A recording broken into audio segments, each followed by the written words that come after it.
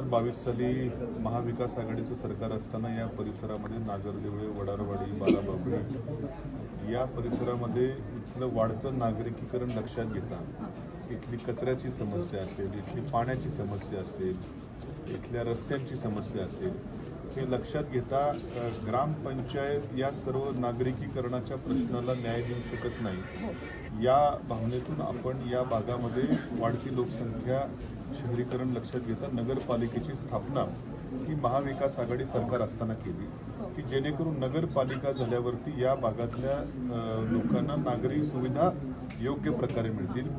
आपण नगरपालिका झाल्या लगेच कचरा डेपोसाठी शासकीय जमीन 5-6 किलोमीटर अंतरावरती बघितली आणि त्या जमिनीचं नगरपालिकेला हस्तांतरण करण्याची प्रक्रिया देखील सुरू केली। तहसीलदारांमार्फत योग्य प्रस्ताव बनवला, जिल्हाधिकाऱ्यांकडे दिला आणि जिल्हाधिकाऱ्यांमार्फत या नगरपालिकेला जागा कचरा डेपोसाठी हस्तांतर होणार होती, पण तेवढ्याच सरकार गेलं आणि या नवीन आलेल्या सरकारनं पुन्हा ग्रामपंचायत केली। नाहीतर थोडं 5-6 महिने जरी मिळाले असते तरी कचरा डेपोला जागा मिळाली असती आणि कचऱ्याचा नागरदेवळांचा प्रश्न हा कायमस्वरूपी सुटण्यास मदत झाली असती।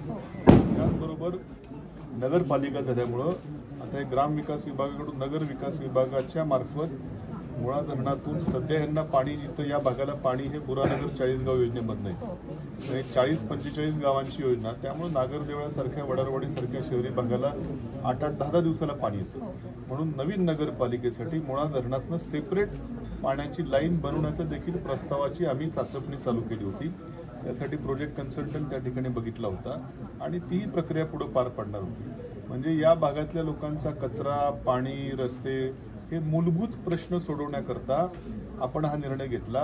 ग्रामपंचायतीला कचऱ्याची विल्हेवाट लावण्याकरता शासनाकडनं एवढी मदत मिळत नाही किंवा ग्रामपंचायतचं देखील स्वतःचं उत्पन्न एवढं नसतं, पण नगरपालिकेला मात्र शासन नगर विकास खात्यामार्फत कंपल्सरी पैसे देऊन ते खर्च करायला लावतं।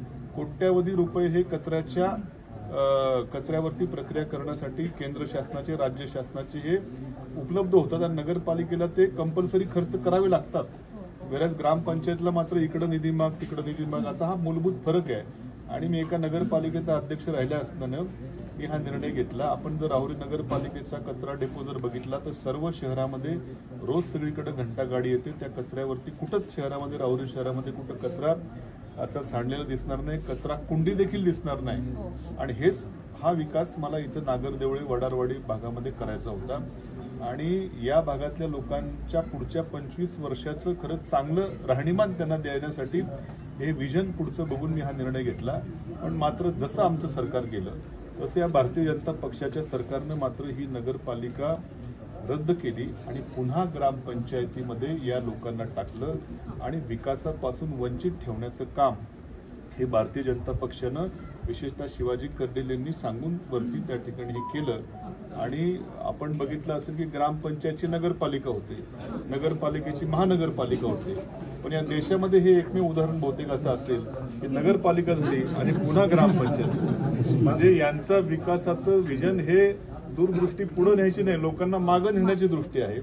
पण मला खात्री आहे की पुढे महाविकास आघाडीचं सरकार येणार आहे आणि निश्चितपणे या भागाचे नागरीकरणाचे जे प्रश्न निर्माण झालेले आहेत ते सोडवण्याकरता पुन्हा एकदा नगर परिषद स्थापन करून भरीव निधी देऊन हे सगळे कचरा, पाण्याचे प्रश्न सोडवण्याची जबाबदारी ही प्राजक्त तनपुरे यांच्याकडे लागली।